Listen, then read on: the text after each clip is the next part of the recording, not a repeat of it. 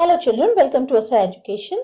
आज हम कर रहे हैं chapter 5 natural vegetation and wild life, geography book grade 9 से। इसके क्वेश्चन आंसर्स और एक्सरसाइज करते हैं। सबसे पहला है choose the right answer from the 4 alternatives given below. To which one of the following types of vegetation does rubber belong to? Rubber किस तरीके के वेजिटेशन को बिलोंग करती है? टुंड्रा, टाइडल, हिमालयन या ट्रॉपिकल एवरग्रीन? तो इसका करेक्ट आंसर है ट्रॉपिकल एवरग्रीन। फिर है cinchona trees are found in the areas of rainfall more than. जो सिंकोना ट्रीज हैं वो इन इलाकों में पाए जाते हैं जहां बारिश कितनी होती है?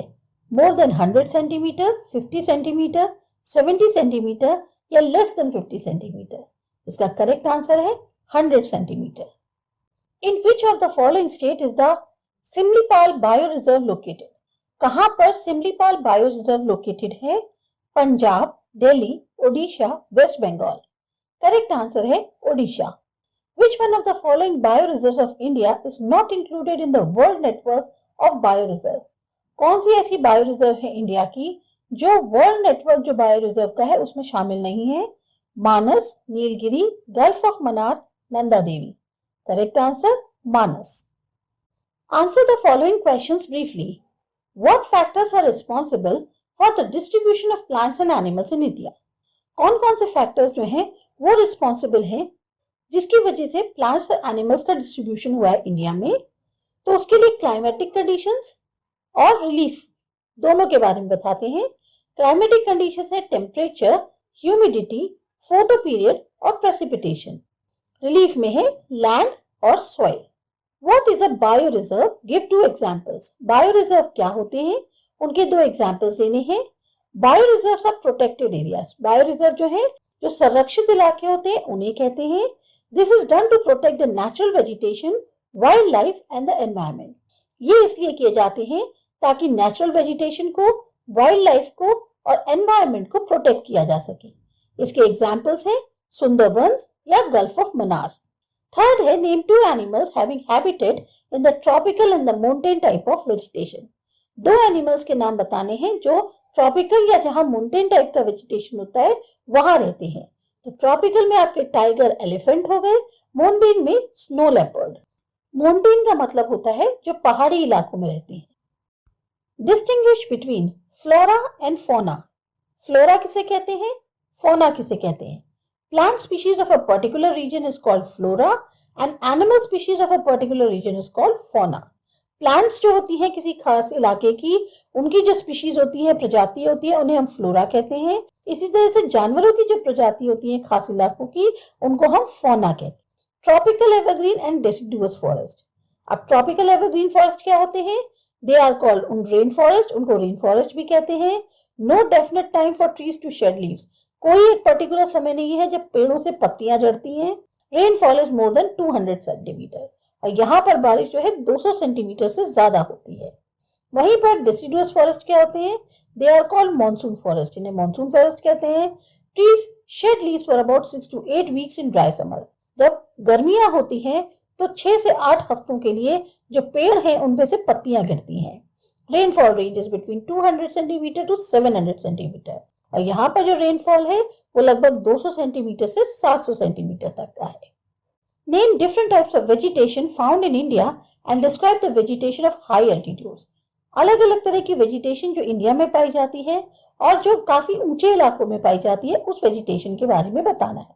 तो ट्रॉपिकल एवरग्रीन फॉरेस्ट हो गए, ट्रॉपिकल डेसिडुअस फॉरेस्ट है, tropical thorn forest and scrubs हो गए, माउंटेन फॉरेस्ट है, मैनग्रोव फॉरेस्ट वेजिटेशन जो है वो हाई एल्टीट्यूड्स में पाई जाती है, मैनग्रोव फॉरेस्ट जो है वेजिटेशन। अब इसके बाद जो हाई एल्टीट्यूड्स में पाए जाते हैं वो है एल्पाइन वेजिटेशन जो कि 3600 मीटर की ज्यादा ऊंचाई पे पाए जाते हैं और इन इलाकों में जो ट्रीज होते हैं वो जूनिपर्स, birches या पाइन्स होते हैं। फिर है quite a few species of plants and animals are endangered in India. Why? कुछ ऐसे प्रजाति हैं जानवरों की या पेड़ों की जो इस वक्त लुप्त होने की कगार पे हैं या एक तरह से सबसे ज्यादा लुप्त भी नहीं कहेंगे तो एंडेंजर्ड, उनके ऊपर ज्यादा खतरा है, बहुत कम मात्रा में बचे हैं। क्यों? वजह है इंक्रीजिंग पॉपुलेशन, पॉपुलेशन बहुत ज्यादा बढ़ती जा रही है। पॉल्यूशन यानी प्रदूषण हो गया, डिफॉरेस्टेशन, जंगलों की कटाई हो रही है। और हंटिंग बाय पोचर्स, यानी कि जो जानवर है उनकी खाल उतारना, उनके लिए शिकार करना, उस वजह से ये प्रजातियां जो है बहुत ज्यादा खतरे में है। Why has India a rich heritage of flora and fauna? अब इंडिया में जो है इतनी ज्यादा रिच हेरिटेज क्यों पाई जाती है फ्लोरा और फोना की? तो एक ये है country with diverse relief features. यहाँ पे बहुत ही अलग अलग रिलीफ फीचर्स देखने को मिलते हैं। Availability of different types of soil, soil जो है बहुत अलग अलग तरह की है।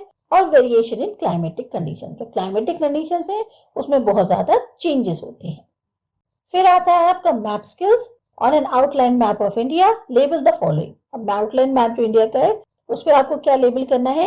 एरियाज एवरग्रीन फॉरेस्ट के, एरियाज ड्राई डेसिडुअस फॉरेस्ट के, और 2 नेशनल पार्क्स जो कि नॉर्दर्न, सदर्न, ईस्टर्न और वेस्टर्न पार्ट्स में कंट्री के पाए जाते हो। तो इसका जो आंसर है एवरग्रीन फॉरेस्ट जो है वो कौन कौन से हो गए? वेस्टर्न घाट्स हैं, असम, अंडमान एंड निकोबार आइलैंड्स या फुटहिल ऑफ हिमालयास। यहाँ पर आपको एवरग्रीन फॉरेस्ट देखने को मिल जाएंगे। इसी तरह से ड्राई डेसिडुअस फॉरेस्ट जो है वो आपको मिल जाएंगे उड़ीसा, महाराष्ट्र, झारखंड, यूपी या छत्तीसगढ़ में।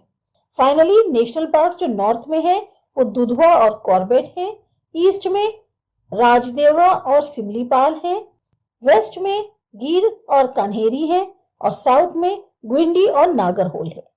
तो ये आपको सारे जो है, अगर आप और कुछ जानते हो तो अपने मन से, नहीं तो हेल्प लेके आप इस पे मार्क कर सकते हैं इंडिया के मैप पे।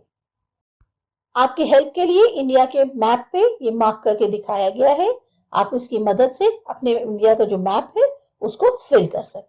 तो ये थे आपके चैप्टर के क्वेश्चन आंसर्स। आपको अच्छे लगे, समझ में आए, सब्सक्राइब करो माय चैनल आसा एजुकेशन। बाय।